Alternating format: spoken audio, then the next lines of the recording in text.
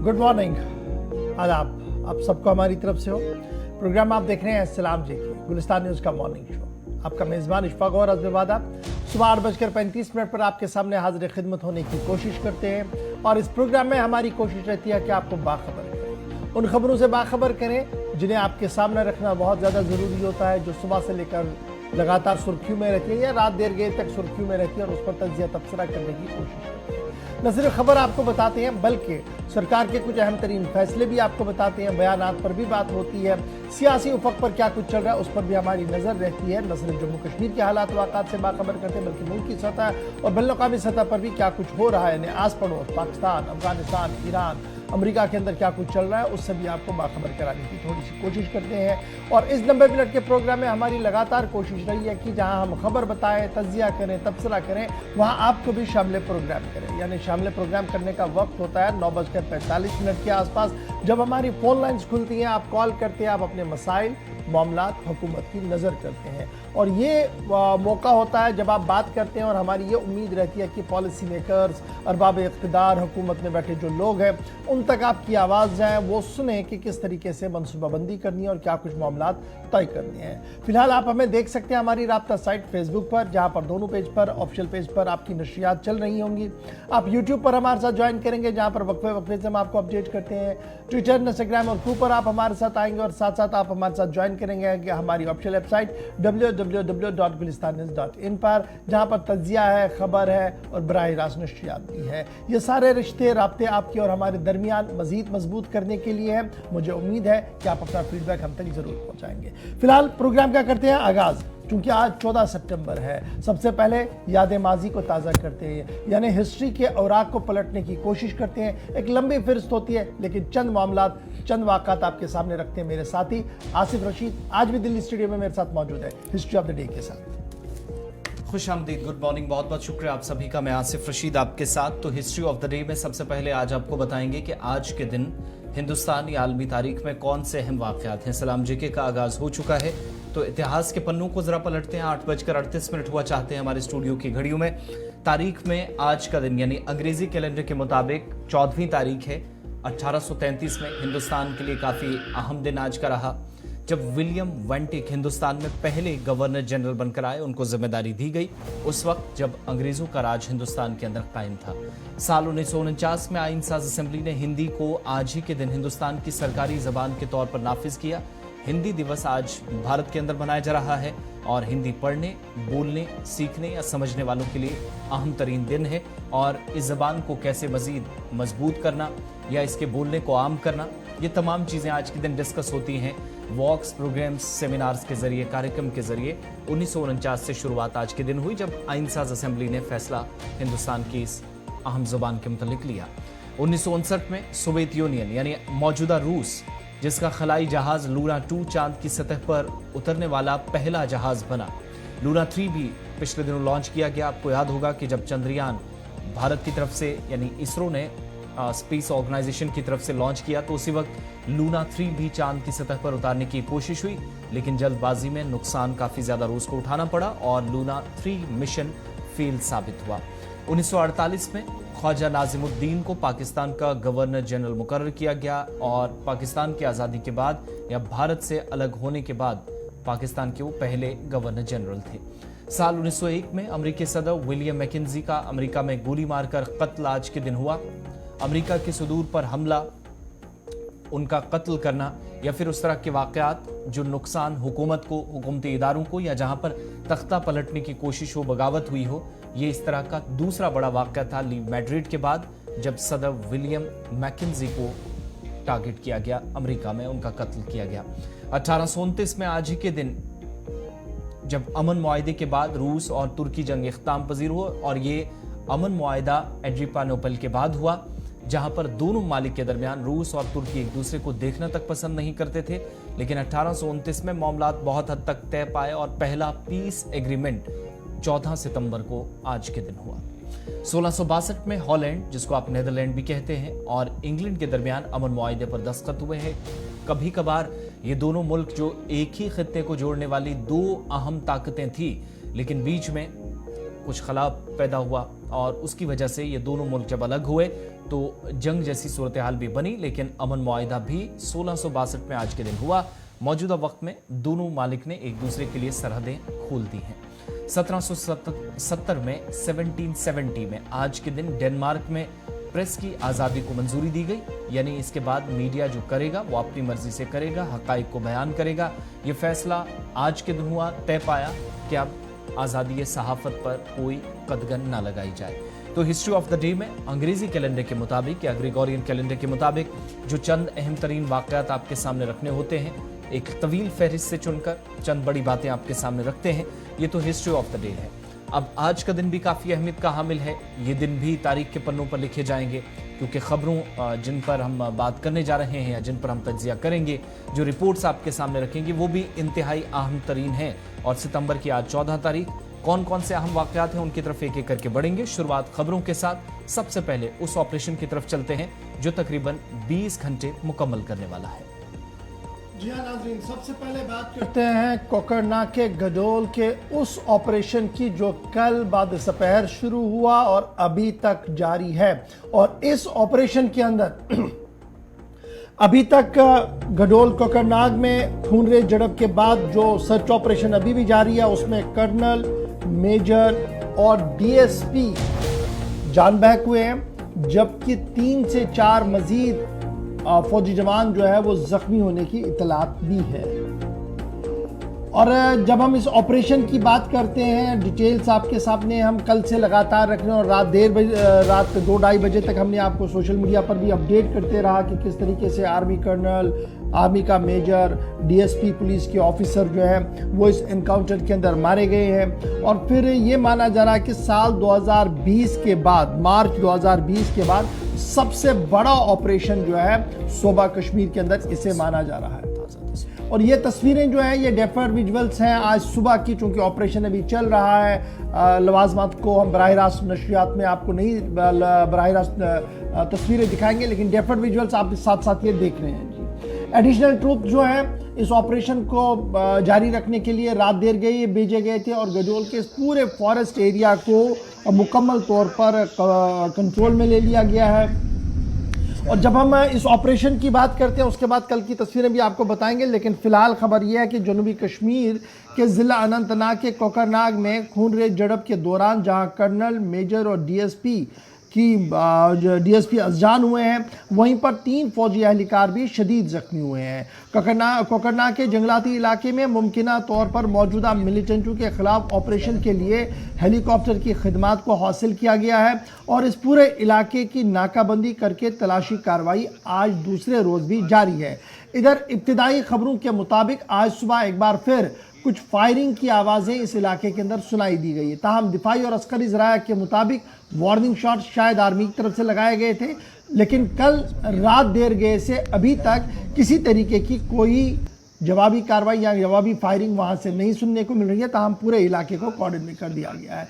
जब ये ऑपरेशन शुरू हुआ और जवानों का नुकसान हुआ तो उसके फौरन बाद आर्मी के सरबराह और उसके कोर कमांडर समेत डायरेक्टर जनरल पुलिस और दीगर अफराद जो है वो वहाँ पर मौके पर पहुँचे और रात देर गए तक पर वो वहाँ पर बिल्कुल इस ऑपरेशन की जगह पर रहे हैं। सिक्योरिटी ज़राया का कहना है कि कोकरनाग के करीबन 10 किलोमीटर दूर गडोल जंगलाती इलाके में मिलिटेंटों की कमीन गाह की मौजूदगी की इतला मिली, जिसके बाद मंगल की शाम को राष्ट्रीय राइफल, सीआरपीएफ और जम्मू कश्मीर पुलिस का मुश्तरका ऑपरेशन शुरू किया गया और घेराबंदी करने की कोशिश की गई।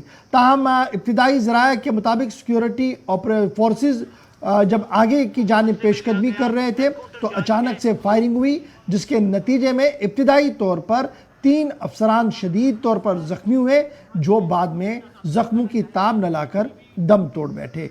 इधर कल पूरे दिन इस पूरे मामले पर जो है वो सिक्योरिटी के जो बड़े अफसर हैं वो जाए वारदात पर मौजूद रहे। ताहम जब शाम गए डीएसपी और फौजी जवानों के आखिरी रसूमात अदा करने के लिए कोशिशें की गई तो सफ़े मातम बिछा फॉर्मर आईजीपी की रिहाइशगाह पर।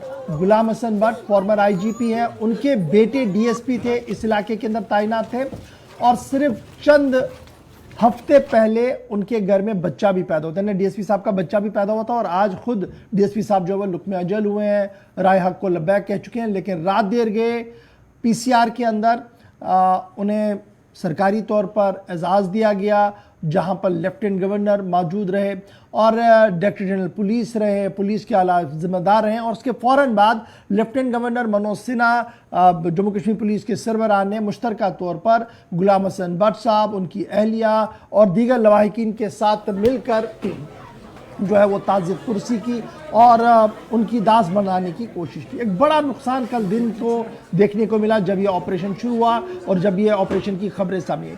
कसीर तादाद में, एक अच्छी खासी तादाद में लोगों ने नमाज जनाजा में शिरकत की हुमामा के अंदर और रात देर गए तक वहाँ पर चीखू पुकार और क़यामत सुगरा का जो आलम था वो बपा था, क्योंकि जिस तरीके से ये नौजवान डीएसपी था, मकामी तौर पर इसका अपना पीआर भी बड़ा ज़बरदस्त था और मकामी तौर पर हुमामा से लेकर कोकरनार तक बहुत सारे जवानों के साथ उनके राब्ते थे जो कल नमाज जनाजा के मौके पर वहाँ पर मौजूद रहे। और न सिर्फ गुलाम हसन भट्ट जो फॉर्मर IGP रहे हैं उनकी गम में बराबर शरीक रहे, बल्कि दीगर पसमानदागान के साथ भी उन्होंने अपनी ताज़ियत का इजहार किया है। तो ये तो थी जनाब मामला कल से लेकर क्या कुछ चला है रात देर गए तक। फिर हमने देखा जब लेफ्टिनेंट गवर्नर साहब मिले तो उसके फ़ौरन बाद मुख्तलिफ सियासी जमात के लीडरों की तरफ से ट्वीट्स आए। उमर अब्दुल्ला का ट्वीट आया, महबूबा मुफ्ती का ट्वीट आया, सजाद गनी लोन का ट्वीट आया, अल्ताफ़ बुखारी साहब का ट्वीट आया और दीगर लोगों की तरफ से ट्वीट करते हुए इस पूरे वाक़े की जहाँ मजम्मत की गई, वहीं पर फारूक अब्दुल्ला का बयान भी सामने आया जिसमें उन्होंने कहा कि हालात उस कदर बेहतर नहीं है जिसका इशारा करने की कोशिश की जा रही है। ताहम इस बीच खबर यह है कि आज दूसरा दिन है ऑपरेशन का और लगातार ऑपरेशन जारी है और फौजी और अस्करी ज़राइयों के मुताबिक लश्कर तैयबा से वाबस्ता मिलिटेंटों के ग्रोह का पता लग चुका है जिन्होंने कल ये फायरिंग की है। और इब्तिदाई खबरों के मुताबिक जो अस्करी ज़राया हमें बता रहे हैं, लश्कर का एक कमांडर उज़ैर खान है जिसे ट्रैप किया गया है और उसके ऑपरेशन को कंक्लूड करने की अब हतमी कोशिश जो है वो की जा रही है। हमारे साथ हमारे दो नुमाइंदे फिदा हुसैन ज्वाइन करेंगे अनंतनाग से और प्रॉपर कोकरनाग से हमारे साथ पीर मुजफ्फर भी ज्वाइन करेंगे। बहुत बहुत शुक्रिया आप दोनों का हमारे साथ ज्वाइन करने के लिए। सबसे पहले मुजफ्फर आपके पास आएंगे। कल सबसे पहले आपने विजुअल्स भी दिखाए और सबसे पहले आप एनकाउंटर साइट पर भी पहुंचे, उसके बाद पूरी रात देर गए तक आप वहां से अपडेट करते रहे कि क्या कुछ चल रहा है। तकरीबन 20 घंटे से ज्यादा वक्त हो गया है। रात 5-6 बजे के बाद हमने देखा कि फायरिंग का तबादला लगभग रुक गया था और रात देर गए तक चंद फायर की आवाजों के बाद बिल्कुल रात भर जो है वो हालात इस तरीके से थे कि लग रहा था कि ऑल इज वेल, लेकिन ऑपरेशन जो है वो चल रहा है। और सुबह खबर यह थी कि चंद गोलियों की आवाज और धमाकों की आवाज फिर से सुनाई दी गई। आज दूसरा दिन है, गडोल के इस मकाम पर क्या कुछ चल रहा है, ऑपरेशन की क्या कुछ सूरत हाल है? गौहर, मैं इस वक्त मौजूद हूँ उसी स्पॉट पे जहाँ से कल यहाँ पे जो एनकाउंटर शुरू हुआ था। तस्वीर में आप देख रहे हैं कि अगर हम इस एनकाउंटर की बात करें, अपने नेवियत का ये पहला एनकाउंटर यहाँ पे लग रहा है कि जब लगभग 18 या 20 घंटे गुजर चुके हैं, लेकिन जो सिक्योरिटी डिप्लॉयमेंट है उसको मजीद बढ़ा दिया गया है। अगर मैं देर रात की बात करूँ और यहाँ पे लाइट्स इंस्टॉल की गई थी, लेकिन अभी हमारे पास एक इतला आ रहा है जरा के मुताबिक सिक्योरिटी फोर्सेस ने एक रणनीति बनाई है कि उनको पता चला है कि जो ये अटैक हुआ था, जो जराया से पता चला है लश्कर का ग्रुप है जो इसके पीछे उनका हाथ है, कमांडेंट उज़ैर है।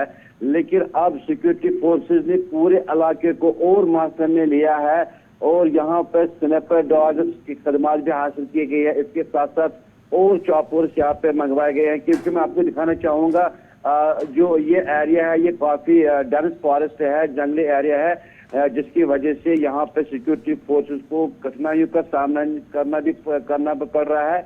लेकिन उसके साथ साथ अब मैं आपको बताना चाहूंगा कि कल रात से ही जितनी भी यहाँ पे जो दाखिली या खारजी रास्ते थे उनको सील किया गया है। किसी को अंदर या बाहर जाने की इजाजत नहीं है। लेकिन वही यहाँ पे जो सब डिविजनल मजिस्ट्रेट है उन्होंने एक हुक्मनामा जारी किया जिसके तहत यहाँ पे इंस्टीट्यूट जो प्राइवेट इंस्टीट्यूट की बात करिए या गवर्नमेंट इंस्टीट्यूट की बात करिए, उनके पेरेंट्स या उनके सरबराह ने कहा कि हम स्कूल यहाँ पे खोल सकते हैं। उनको भी कहा गया फिलहाल वो एहतियात बरतें, हालात की नज़ाकत को देख के सबसे पहले वो अपना ख्याल रखें।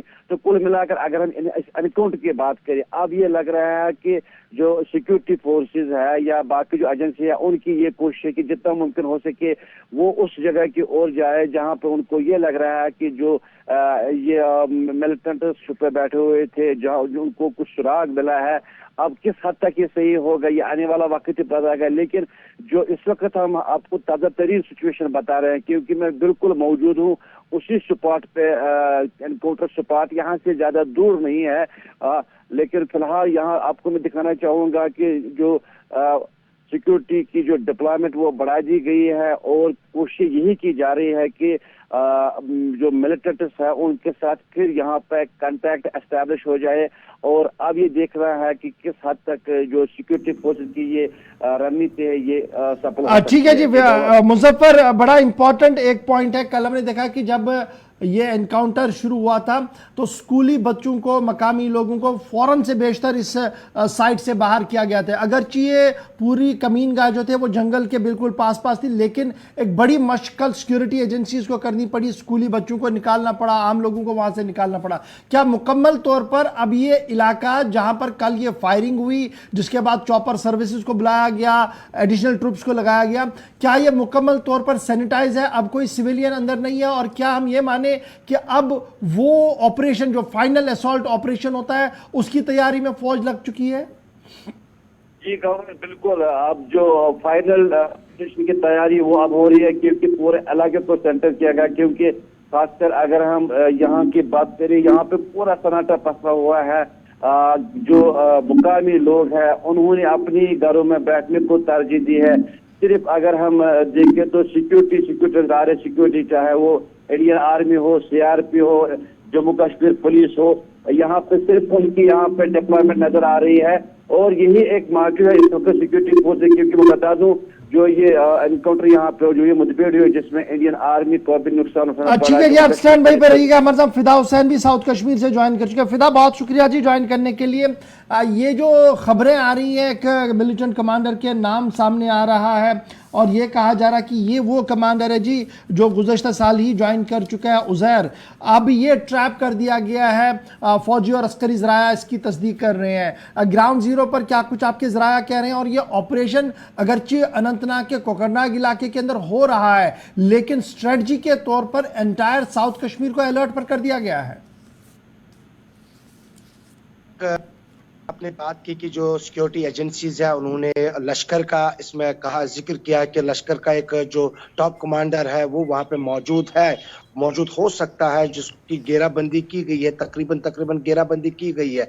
अब चूंकि कल जैसे हमने अब तक में भी ये बताया कि शायद आज का दिन जो है वो फाइनल हो सकता है, वो इस लिहाज से क्योंकि ये जंगल है, ये जंगल काफी वसी है और इस वसी जंगल को कैसे चारों ओर से घेराबंदी करके उन मिलिटेंटों की तलाश जो है वो करनी है, जो कल उस मुठभेड़ में, उस झड़प में जो शामिल थे, जहां पर कल सिक्योरिटी फोर्सेस को सबसे बड़ा नुकसान जो है वो उठाना पड़ा। जहां पे कर्नल, जहां पर जो कंपनी कमांडर, जो मेजर की रैंक थी या डीवाईएसपी जो थे वहां पे, और उसके फौरन बाद जहां पे खुद डायरेक्टर जनरल ऑफ पुलिस का पहुंचा और बड़े बड़े जो फौजी, सीआरपीएफ या बाकी जो भी थे वो वहां पर पहुंच गए और उन्होंने एक बड़ी स्ट्रैटेजी जो है वो तैयार की है कि किस तरह से हमें उस जगह पर पहुंचना है जहां पर हमें इतला मिली थी कि वहां पर उन्होंने एक कमीनगाह जो है वो बनाई थी। पहले वहां पहुंचना है, उसके बाद आगे बढ़ना है। अगर जहां कहीं पर भी हमें खबर मिले कि वो मिलिटेंट उस रास्ते से या वहां पे मौजूद है तो उनकी घेराबंदी कैसे करनी है। चॉपर का सहारा लिया गया कल, जिस तरह से चॉपर का सहारा लिया गया, क्योंकि रात का अंधेरा, रात का वक्त था और रात के वक्त जैसे कि अक्सर सिक्योरिटी फोर्सेज जो है वो ऑपरेशन जो है स्टैंड बाय रखती है, क्योंकि सुबह की किरण पड़ते ही फिर से ऑपरेशन शुरू हुआ है। ऑपरेशन कहीं खत्म नहीं हुआ, ऑपरेशन को शुरू किया गया है और अब सबकी नजरें ये है कि क्या ये ऑपरेशन लंबा चलेगा या फिर आज दिन में ये भी बताइएगा, जिस मिलिटेंट कमांडर का नाम सामने आ रहा है उज़ैर का, क्या ये मकामी इलाके का रहने वाला है और कब से ये मिलिटेंट्स की सफों में शामिल हुआ था? देखिए, अगर उज़ैर के बारे में ये कब मिलिटेंट रैंक में शामिल हुआ था, ये अभी जो है उसकी तारीख यानी कि किस डेट पे वो गायब हुआ था, किस डेट पे मिसिंग रिपोर्ट डाली गई थी। लेकिन उजैर के बारे में कहीं ना कहीं पे जो सिक्योरिटी एजेंसीज है उसको ढूंढने के लिए कहीं ना कहीं पे देखा जाए तो जनूबी कश्मीर जहां कहीं पर भी इनको कोई इनपुट मिलता था, प्रॉपर इनपुट मिलता था कि उजैर वहां पे मौजूद है, क्योंकि लश्कर के उजैर अकेला नहीं हो सकता है, क्योंकि ये भी सिक्योरिटी एजेंसी जो है वो मान रही होगी कि उजैर के साथ कुछ और लोग भी हो सकते हैं। क्या ये फॉरेनर है, क्या ये लोकल ही है, ये क्योंकि तस्वीरें साफ हो जाएगी जब ये एनकाउंटर खत्म होगा। कितने मिलिटेंट थे, किस तंजीम के साथ थे, क्या लश्कर के साथ ही थे या फिर किसी और तंजीम के साथ। लेकिन सारी नजरें इस वक्त इशफाक जो है वो इसी एनकाउंटर पे है, क्योंकि इस एनकाउंटर पे इसलिए क्योंकि इजाफी सिक्योरिटी फोर्सेस कल रात को ही वहां पर बुलाई गई है ताकि हर गली हर नुक्कड़ पे नजर बनी रहे, ताकि कोई ठीक है। वहां फिर से आप हमारे भागने की साथ कोशिश रहिएगा। ना पीर करे। मुजफ्फर भी हमें ज्वाइन किए। मुजफ्फर, सुबह सुबह इतलात मौसूल हुई कि इलाके के अंदर दोबारा फायरिंग की आवाज़ सुनाई दी गई है। फायर किस तरफ से एग्जैक्टली ओपन हुआ, ये ज़रा इसकी तस्दीक कीजिएगा। और दूसरा ये कि रिटेलिएशन हुई है, इसका क्या मतलब है कि मिलिटेंट्स अभी भी इलाके के अंदर मौजूद है और इसीलिए एक वसी इलाके को अब मुहासरे में लिया गया है। कल जितनी शायद रिस्ट्रिक्शंस आसपास थी, आज मजीद सख्ती की जा सकती है उस एरिया के अंदर। फायरिंग के हवाले से वजाहत कीजिएगा सर। आसिफ, जो आप गन शॉट की बात कर रहे हैं, बिल्कुल सुबह का टाइम था, लेकिन जो शॉट्स मुकामी लोगों ने सुने यहाँ पे गन शॉट्स हुए हैं। मगर इसमें अब ये बात है कि रिटेलिएशन की आप बात कर रहे हैं, रिटेलिएशन तो सामने नहीं आ रही है, लेकिन अब ये शायद लग रहा है कि जो इस वक्त सिक्योरिटी फोर्स की ये कोशिश है कि अब वो जंगल को यहाँ पे पूरी तरह इस वक्त जो चप्पा चप्पा है उसको छान मारे और वार्निंग शॉट दे रहे हैं कि उससे ये उनको खदशा लगे कि अगर कहीं पे मिलिटेंट छुपे बैठे वो वापस वहां से रिटेलिएट करे। और फिलहाल मैं बता दूं जो ये एरिया है इसको पूरी तरह सील किया गया है और यही कोशिश है कि जो सिक्योरिटी फोर्सेस में, इससे पहले मैं बता दूं कि अब यहाँ पे जो मैंने आपसे कल ही बात की थी कि जस्ट लाइक एयर फोर्स, इसी तरह माउंटेन फोर्स का यहाँ पे खिदमत हाकी है, वो अब रस्सी के जरिए यहाँ से अब नीचे आ रहे हैं जंगल, क्योंकि जंगल काफी वसी है। और यही कोशिश सिक्योरिटी फोर्सेज की कि जितना मुमकिन हो सके मिलिटेंट तक पहुंच जाए हम और वहां पे फिर उनके साथ बहुत शुक्रिया जी पीर मुजफ्फर हमारे साथ ज्वाइन करने के लिए। ऑपरेशन का दूसरा दिन है, 20 घंटे से ज्यादा वक्त हो गया है, लेकिन इस ऑपरेशन के दौरान जहां DISP रैंक के अफसर कल जख्मों की ताब न लाकर दम तोड़ बैठे, वहीं पर कर्नल मनप्रीत सिंह जिनका ताल्लुक फौज से है, उसके साथ साथ जो एक और ऑफिसर हैं आर्मी के, वो भी कल इस एनकाउंटर के दौरान शदीद ज़ख्मी हुए और बाद में ज़ख्मों की ताब न लाकर जो है वो दम तोड़ बैठे। कुल मिलाकर 3 लोगों की मारे जाने की खबर इसमें है। तस्दीक के साथ हम इस बात को बता रहे हैं। ताहम कल ही लेफ्टिनेंट जो general officer commanding Srinagar 15 core है उन्होंने, और फिर डायरेक्टर जनरल पुलिस ने, और फिर CDS के स्पेशल सेक्रेटरी ने भी कल इस पूरे इलाके का मुआयना किया है और उन्होंने ये साफ कर दिया है कि एनकाउंटर को क्लोज नहीं किया जाएगा और किसी भी कीमत पर उन लोगों को नहीं बख्शा जाएगा जो इस वारदात के पीछे हैं, उन मिलिटेंटों को नहीं बख्शा जाएगा। और यही वजह है कि उजैर और यानी लश्कर तैयबा के मिलिटेंटों के नाम का खुलासा सुबह सुबह किया गया और दिफाई और अस्करी ज़रायों का मानना है कि बहुत जल्द यह ऑपरेशन जो है वो पाई तकमील तक पहुंचाया जाएगा।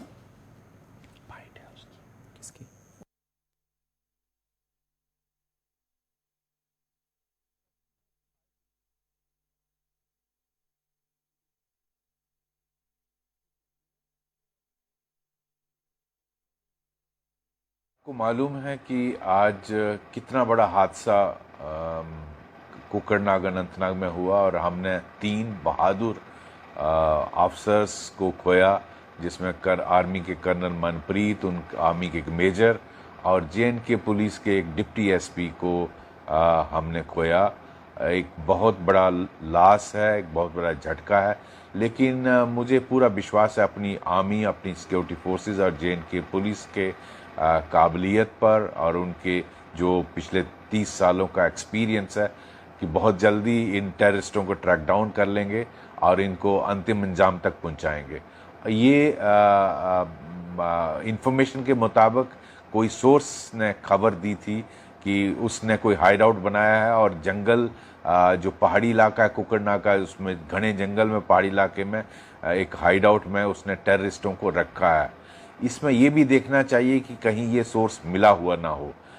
इसने ये इन्फॉर्मेशन दी और मुझे लगता है कि वो एम्बुश लगा के बैठे थे।